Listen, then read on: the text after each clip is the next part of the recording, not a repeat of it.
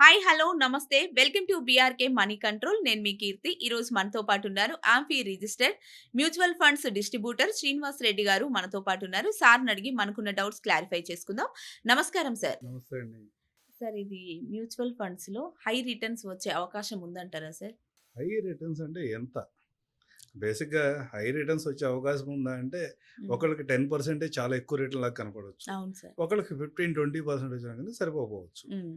బేసిక్‌గా mutual fund అనే కాన్సెప్ట్‌లోనే హ్మ్. మేము ఇన్‌ఫ్లేషన్ ప్లస్ జీడీపీ కలుపుకొని 12-13% రీజనబుల్ రిటర్న్ అని ఫీల్ అవుతాం. ఓకే. ఇది బేసిక్ రిటర్న్.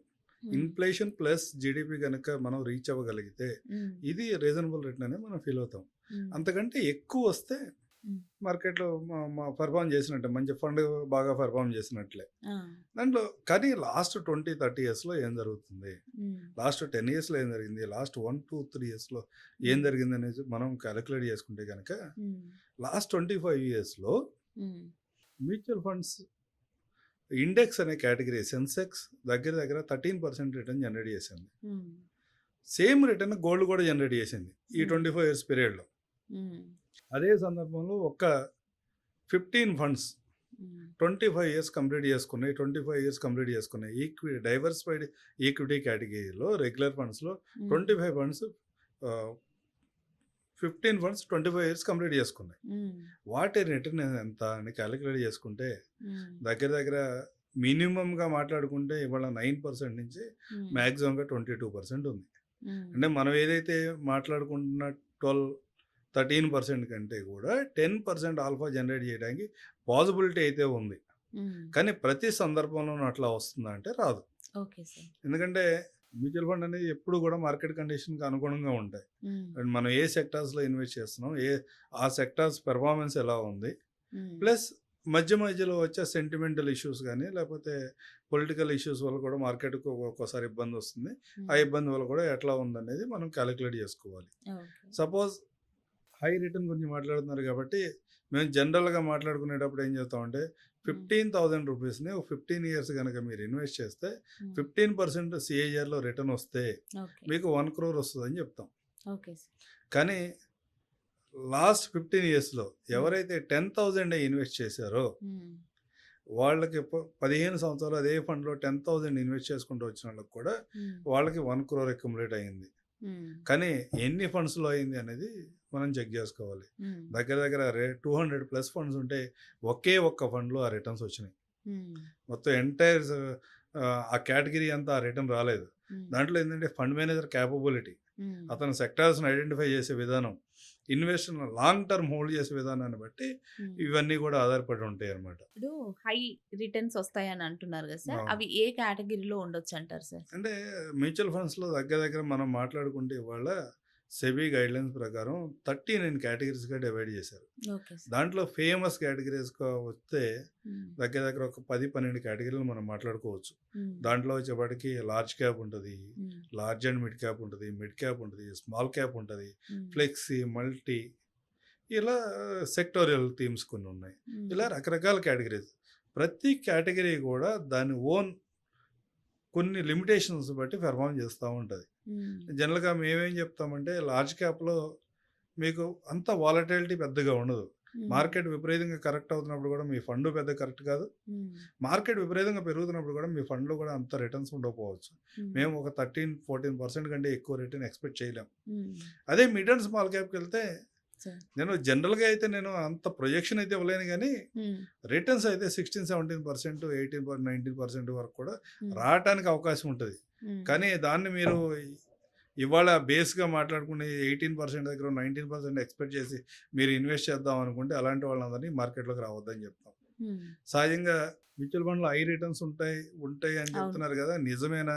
ఏదైనా అవును. ఉదాహరణ చెప్పండి అంటారు. అవును లేదా సార్. వేరే కేటగిరీతో ఎక్కడైనా కాలిక్యులేట్ చేయండి అని చెప్తారు. అంతే. నెలకు ఒక రూ. 10,000 హ్మ్. ఒక 30 ఇయర్స్ కంప్లీట్ అయిన ఫండ్ కనుక ఒక ఫండ్ కాలిక్యులేట్ చేసుకుంటే హ్మ్. దగ్గర రూ. 36,00,000 మీ ఇన్వెస్ట్‌మెంట్ అయితే మీ రిటర్న్ ఇవాళ 19,00,00,000. ఓకే. అది ఫ్యూచర్‌లో కూడా అంత రిటర్న్ వస్తదా? హ్మ్. మీరు దానికి గ్యారంటీ ఇస్తారంటే నేను చెప్పను గానీ, హ్మ్. ఆల్రెడీ పాస్ట్‌లో ఉన్న రికార్డ్ అది. ఓకే దగ్గర దగ్గర సార్. 21, 22% రిటర్న్‌లో హ్మ్. మీకు 36 లాక్స్ మాత్రమే ఇన్వెస్ట్ చేస్తే హ్మ్. మీ వాల్యూ 19 క్రోర్స్ ఉంది ఇవాళ. ఓకే. ఓకే. అలాంటి సందర్భం. అట్లా కాదు వేరే కేటగిరీతో మీరు కాలిక్యులేట్ చేద్దాం అనుకుంటే గనక, హ్మ్.